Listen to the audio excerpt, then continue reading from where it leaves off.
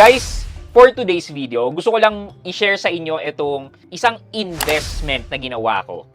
Investment na later on naman ay makikinabang ako talagang pag nabayaran na to.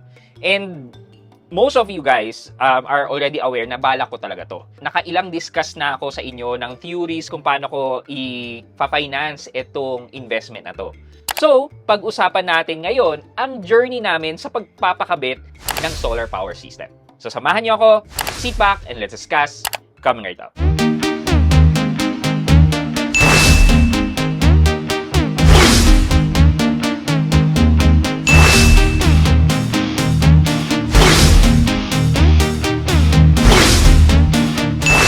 Hi guys, this is Pat and you're in Pat Quintos Review TV. So if you're new here in my channel, I do reviews about personal finance na meron akong experience or meron na akong knowledge na ginawa kanina na videos and playlist na makikita nyo dito sa taas. At kung bago ka dito sa channel ko, you may want to consider subscribing to my channel. Yeah, siguro mga ilang video na rin yung napag-usapan natin tungkol sa bala ko about solar power system eh. Nandyan yung sa East-West na credit card, tapos kay Bilis na si Bilis nag-o-offer ng credit installment na up to 60 months, by the way. And if you want to watch that video and if you want to know more about that video, you can head over to this video. Hanapin nyo na lang po yan sa playlist ko or sa channel ko. Yan. So, like yan, si Bilis nag-o-offer ng up to 60 months to pay through Limit Boost. Yan. Pero, ito yung nangyari. We have decided eventually na magpapakabit na kami ng solar. Hindi naman siya dahil uso ngayon eh, kaya kami nagpakabit. And nasabi ko naman na yan sa inyo na last year pa lang siguro, pinag-uusapan na natin yan. Hindi lang ako ganun ka-confident pa na mag-invest sa solar. Pero, napag-usapan talaga namin mag-asawa na sa tingin namin, mas makakatipid talaga kami later on kapag nag-invest kami dito sa isang solar power system. Mainly because solar power system na ipapakabit mo sa bahay mo is protected from the rising cost ng kuryente. And because we have that issue on gas, on petroleum, etc., eh nagtaasan sila, di ba? And later in effect, tataas din ang presyo ng kuryente. So, yeah, that's maybe one of the consideration din na ginawa namin. But not necessarily because of the increase in the cost of electricity. More on to protect us later on sa susunod na taas pa. So, ang kinuha namin ay isang 6 kilowatt na inverter na DEYE. Ito siya, kung di kayo aware about it, isang kilalang brand itong DEYE. And pinackage siya na with battery, na DEYE din. And sorry guys, sa mga solar power enthusiast dyan, hindi ko alam kung okay to, pati yung battery ay DEYE. But dahil sa kilala yung DEYE, medyo natuwa naman ako at DEYE yung nakuha ko. Kasi ang previous na bigay sa akin nung supplier or nung contractor is Ginza. So, yun yung tatak. Guys, sa mga ibang followers ko dyan na hindi naman maalam sa solar power, eh, pare-pares lang po tayo. Starting to learn about this solar power system din naman. Anyway, so yan yung nakuha namin. 6 kilowatt na panel and then 6 kilowatt na inverter na DEYE and then 16 kilowatt hour na battery. So, madali lang yung kausap namin na contractor, which is si Green Solar. Yan, kung gusto nyo, pwede kayo magtanong, mag-visit nyo yung website na lang nila. Guys, hindi po to sponsor nila, wala pong ganun. Sila lang po talaga yung gumawa para sa amin. Yung pinakabit namin ngayon ay nasa around 285,000 lang to dati. Ngayon, nasa 330,000 na itong same offer na to. So, because nagtaasan nga, so, yeah, wala tayong magagawa. Yan, dumating sila, tapos binaba nila yung mga gamit nila, and then eventually dumating din naman yung mga solar panels.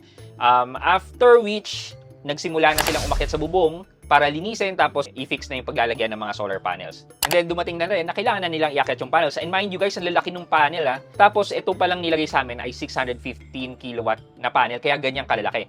Kasi laki siya ng isang plywood siguro, or malapit doon yung laki ng isang plywood. So, ganun kalaki, tas inakyat nila, hinihila lang yan ng mga tao sa taas. And ang bigat-bigat ng isang panel. So, yan, kinabit na nila, and then ito ang naging resulta. After that, nagsimula na sila sa baba, kinakabit yung box, tapos yung inverter, and then yung battery. Eventually, sabi nila, commissioning time na daw. Ginabi na sila dito, tapos ang last na ginalaw nila is yung main na circuit breaker namin, wherein tinap nila yung mga wires at saka nag-tap ulit sila ng wire papunta naman dito sa aming inverter. Eventually, yun, gumana na siya. May factory charge itong battery na 50%. So basically, ito yung ginamit namin overnight. Pero pagdating ng alas 2 ng madaling araw, dahil naka-aircon kami, naubos na rin at bumalik na rin kami sa Meralco. So basically, na-install na yan. Right now, gumagaan na siya. This is our first day na test na magpo-produce siya ng electricity at mag-i-store siya sa battery. So, for now po, ayan po, makikita nyo ngayon, 99% na po yung battery namin, tapos nagpo-produce pa ng 4.12 kWh. Tapos ang load ng bahay namin po ay 269. Hindi na po kami nagtitipid niyan, ha. Nakabukas na po yung aircon dito sa opisina ko or sa studio ko, sa baba, sa sala. Hindi na po naiinitan yung mga anak ko kasi grabe po yung pagtitipid namin after nung unang bill namin na tumaas yung Meralco bill namin. Talagang merong araw na dinadala ko po yung mga anak ko sa bahay ng parents ko para dun muna sila. At least di sila naiinitan masyado. Tapos kami naman po mag-asawa, tsaka yung isang panganay ko, nagpupunta ng gym. Doon lang po kami halos kalahati ng araw, mag-gym, tapos magkakape, magtatrabaho din. So, kahit pa paano nakatipid po kami doon. Thank you pala po sa Fitness First. 100% na yung battery. Nag-shoot ako, naka-aircon ako dito, naka-aircon sa baba, naglalaba asawa ko. Yeah, medyo kahit pa paano, sa tingin ko naman, sulit na siya. Okay, let's go dun naman sa part ng pagpa-finance netong solar power na to. Binayaran ko siyang cash. That's 330,000 cash. So, ako kinuha. Hindi ko siya actually binawa sa savings namin. Kasi yung savings namin, talagang may pinaglalaanan yan. And then, hindi rin naman syempre namin magalaw yung emergency namin. Dahil kailangan yun. Kasi nagbabayad kami ng bahay, di ba? So, ginawa ko ay, nangutang po ako this time kay BPI. Ay, hindi po ako nag-personal loan kay BPI. Again, kinuha ko po to sa credit to cash ni BPI. Mainly because po nawawala po kasi yung offer ni BPI ng credit to cash. Kaya sabi ko, habang meron na available na offer na to at mas mababang interest, I'll grab that opportunity na lang. Makikita nyo po dito sa bill namin sa Meralco, nag-average po yung bill namin ng 8,000, 8,500, mga ganun. Or pwede na natin sabihin 8,500. Maliban na lang po dito sa huli, talaga na 11,000 kasi start po yan ng summer, talagang hindi rin po namin in-expect at hindi rin naman po kami nagtipid. Pero kung titingnan nyo po yung average is nasa 8,500 mula nung lumipat po kami dito, dahil iniisip namin na 8,000 ang babayaran namin on a monthly basis kay Meralco. Now na nagpakabit kami nito, parang ang ginawa po namin ay shift lang namin yung pagbabayad namin kay Meralco dito sa credit card. Kasi naman, hindi naman po matitigil ang buwan or wala naman pong time na titigil kami magbayad ng kuryente. Ito po yung nakapagpa-oo sa amin dalawa ng asawa ko, which is itong credit to cash offer nga ni BPI. Okay, so ito po, 330,000 po yung cost ng solar.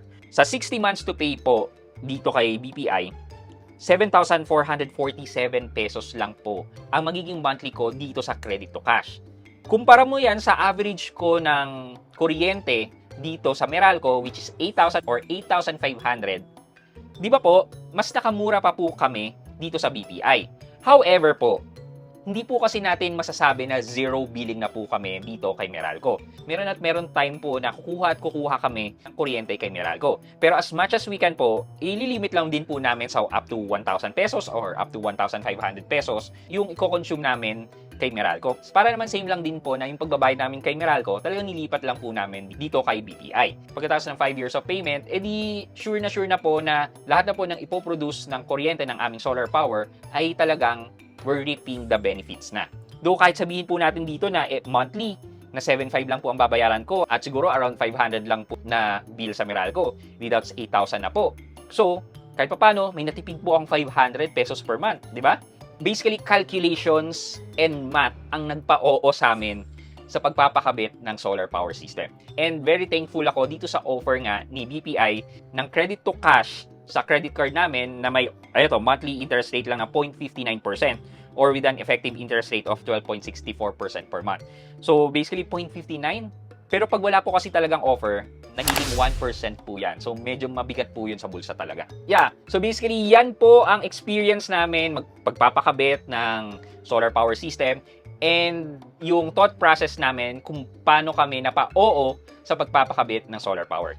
If you are like-minded like me, you may want to check the math also and try to evaluate kung pwede sa inyo yung ganitong sistema. Yun lamang po for today's video. Sana po na-inspire ko po kayo sa aming journey sa pagpapakabit ng solar power system. For our question of the day, sa tingin niyo po ba, okay po ba ang naging decision making namin na umutang na lang po ng pagpapakabit ng solar with that calculation in mind? Ano po sa tingin niyo? Gusto ko po marinig yung feedback niyo and I'm open for any criticism. Let me know sa comment section sa baba for our monthly giveaway. Yun lamang po for today's video, but before we end this video, mag-shoutout po muna tayo at shoutout kay Ken to Ken at K3N6969. Nasabi po niya, thank you Kuya Pat, kaya lagi kong binabayaran on time Kay Ken to Ken at K3N6969, Shoutout po sa inyo and thank you so much po sa pag-appreciate ng content na ginagawa ko. Maraming salamat po.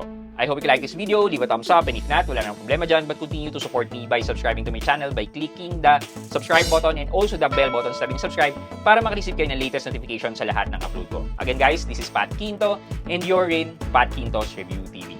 Bye-bye!